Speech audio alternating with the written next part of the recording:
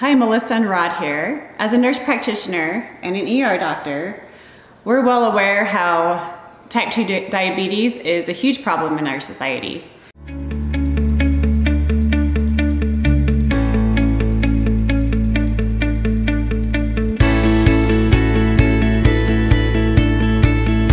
Fortunately, type 2 diabetes has really increased in the last few decades. Even 100 years ago, it was really uncommon. 40 years ago, it was pretty uncommon, and now it's extremely common. So it's pretty tragic how widespread it is in our country.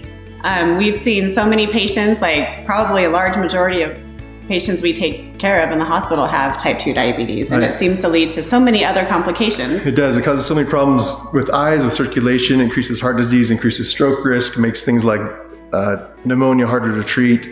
It really makes so many problems, so many things harder that we didn't have to deal with. So the fact that so many people suffer from this and it's preventable, I mean, that makes us feel so bad because we care about you. We care about you as our patient, and suffering needlessly is just something that if it's preventable, we just want to educate you. And so the thing is, not only is it preventable, it is reversible. Yes. I remember when I was a young doctor, just out of my training, I had a guy, a really nice guy. I don't remember what he was even in the ER for, but his blood sugar was 400, and I had to go and tell him, like, this means you have diabetes. And he kind of smiled and said, well, I'm not surprised. You know, my dad had it, my grandpa had it runs in my family so strongly. Oh, well, I guess I'm gonna have to learn how to take care of it. And I talked to them about managing it quite a bit, and I really regret that I didn't get more aggressive with him and just say, look, even though it runs in your family, you have type 2 diabetes because you're really overweight. Yeah. Type 2 diabetes is a lifestyle illness. It is, unfortunately. Some people can get it just because of their genes. Some people who don't have extra weight can get it, but it's pretty uncommon. Definitely less than 10% of people who have type 2 diabetes are of normal weight. And again, we're not talking about type 1 diabetes. That's a totally different group of people. But type 2 diabetes is a lifestyle illness.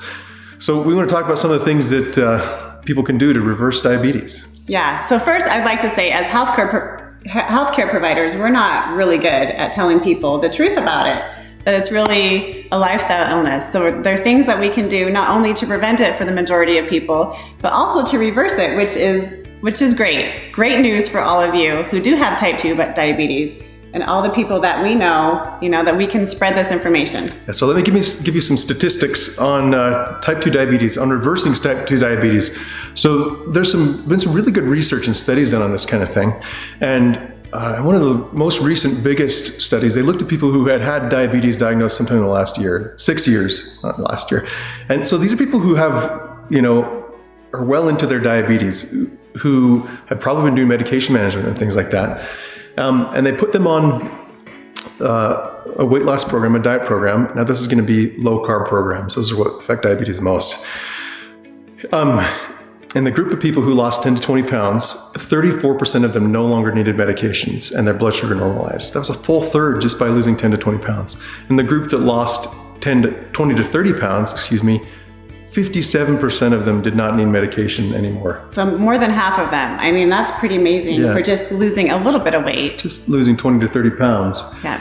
In the group who lost more than 30 pounds, 86% of them no longer needed diabetes medication.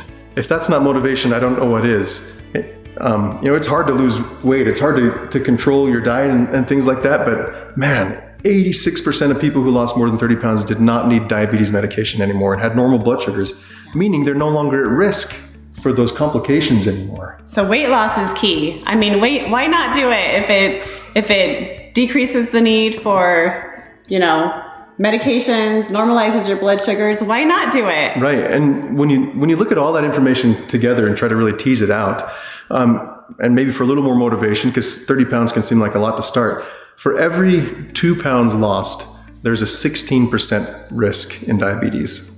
So, risk reduction in diabetes. Maybe just focus on 2 pounds at a time. Right. Yeah. Makes a big difference. Over time, it'll make a huge difference. That weight loss will make a huge difference.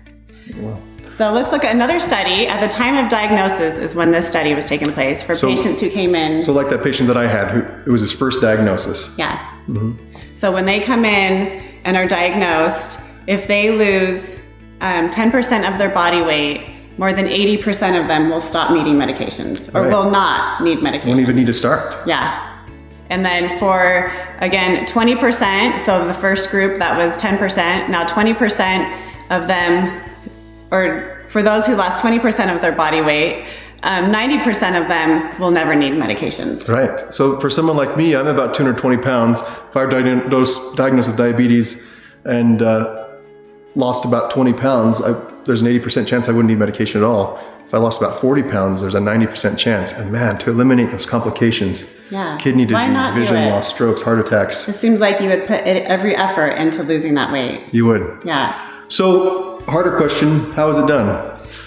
Yeah, and we've tried losing weight at different times in our lives, and it's not easy. We're the first to admit that. And there's so much controversy out there. There have been so many different diets pushed over the years. For years, the FDA and the government pushed a low-fat diet, and all we saw happen was that the Americans got significantly fatter. When you look at Americans, 2/3 of us are overweight. This isn't something to be ashamed of and to look at personally and think, I have character flaws, that's why I'm overweight. You know, I don't have self-discipline, that's why I'm gaining weight. There's something fundamentally wrong with the way that Americans eat or the way that Americans are fed. Yeah, and it's a problem with our society, basically. We don't want the individual to feel bad. You know, I'm overweight, it must be my fault. No, you're not the only one. It's a large problem in our society. But as an individual, there are a few things we can do, a few types of foods we can cut out that'll make a huge difference. And these are the ones that seem to be really contributing the most to American obesity and weight problems and diabetes. And that's the simple carbohydrates. Yep. So, but we don't want to focus on a diet, you know, diets won't get you anywhere, but just a way of eating. Maybe, you know, just deciding for the rest of our lives that we're going to have a low carb diet. That seems to make the biggest difference. Right. Refined foods, refined pastas, breads, white breads particularly. Pastries, sugars. Any of that, crackers, cookies, pizza. All the unnecessary desserts we eat, which is such a big part of our culture, wouldn't you say? Yeah, we avoid those things. We avoid them always. I mean, the same way that you wouldn't have other things, you know, in excess, we just avoid them. Yeah. That doesn't mean we never have them. Every once in a while we'll splurge, but for the most part we stay away from them. Yeah, you can have a pizza now and then, you can have some chips now and then, you can have some ice cream now and then, but making those a staple of your diet, that's the biggest reason that Americans have gotten so obese, in my opinion. Just all the bread and all the readily available high carb food. Yeah. When you look at low carb versus other diets, they tend to have a better metabolic profile. They're easier to maintain. People become tolerant of getting rid of those sugars. It takes a couple weeks sometimes to kind of withdraw from it, but people just do better. So a better way of eating, low carb eating, makes the biggest difference, but coupled with exercise, consistent exercise, that makes the biggest difference. It does. And we're not talking, so many people fail when they start an exercise program because they start going to the gym 12 hours a week and they say, I'm going to become, you know, Mr. Universe, I'm going to lift weights. Well, what would you do if you were told you had to do that? Or if you had to go run a marathon, that's the only way that you would get the results you want. Well, that's just not the case. So we don't have to go all hardcore. We don't have to get out. If we don't love running, we don't have to run. We could get out and go on a walk every morning. As long as we're consistent, as long as we get our heart rate and our breathing up a little bit, maybe 5 to 6 times max every week. Yeah, even 3 to 4 days a week of 30 minutes of exercise, just walking, makes a huge difference, not only in weight loss, but also in insulin sensitivity, meaning your body is able to handle sugars better. So these are some things that we just want to share with you because type 2 diabetes is a real problem, and you as the individual, you know, you're the one who suffers through it, and we feel bad because it's unnecessary. And you can do it. You can do it. You can do it. People can do it. We do it. You can do it. And it's a lifestyle decision. So let's get on top of type 2 diabetes before it beats us. Right. Thanks for listening. Thanks.